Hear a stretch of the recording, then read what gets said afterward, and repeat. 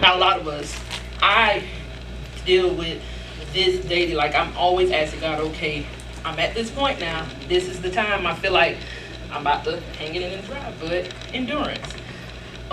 Grace gives us the power to endure. Yes. Learning to live by grace is a process.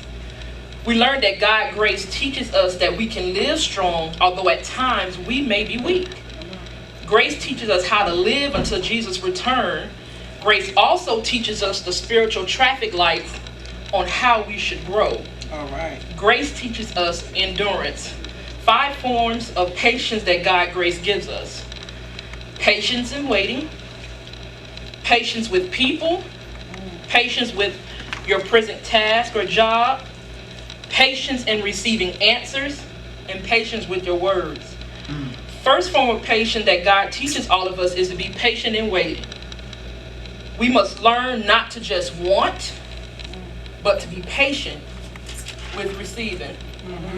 This is the reason why we have to stand in line so long. I can admit, I hate waiting. I'd be like, God, come on, man. If I stand here in this line, I'm just going to take a shortcut. I have one in the stores. I seen the line long, try to go to the service desk. Like I said, I got my stuff. I got 2 items. Let me go to the service desk. Before I get there, they put the sign up, oh, we closed. Go right back in the same line and wait again. God, why do we ever learn to stand in line and wait for something, or to just wait in general? It's because God wants us to learn to be patient while waiting. This is the most basic and elemental form of patience that we can learn. We go to the grocery store, have to stand in line. You go to a government office, you have to sit and wait until your number or name be called. And this is a big one. Go to the doctor's office, and it seems like it's forever before they call your name. You go back there, and you have to wait for the doctor to come in. And it seems like it takes them forever in the day to come.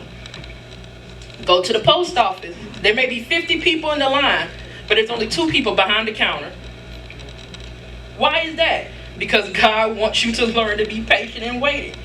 If we get upset and just sit around and wait, then we wouldn't be able to handle what God has planned.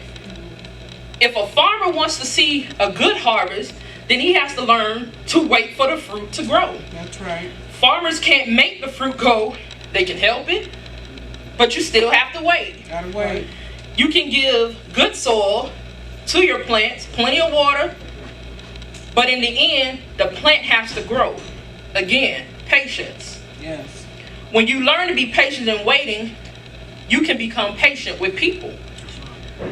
What is patience and endurance? What's the difference? Patience is a form of toleration. We can all learn to be patient with someone or something. Endurance is a form of hope or victory. There is always an end to something by enduring. You will overcome every trial and tribulation.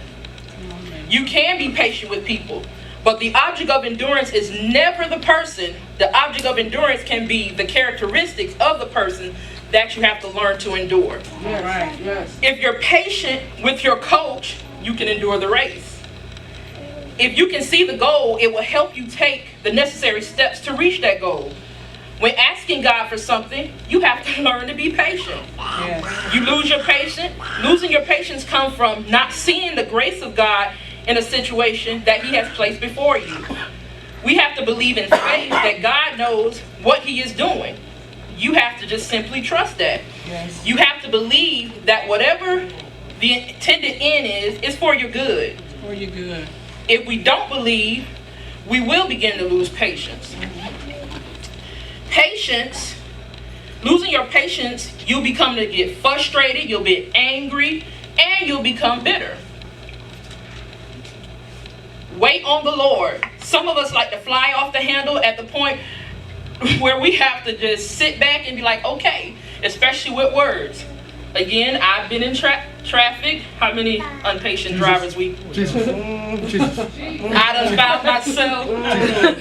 I done found myself flying off the handle at the light. It's 65 miles an hour. You want to do 25, 30. I'm honking the horn. James said, "You can't do that. You can't do that." I said, "He need to come on. I got somewhere to be."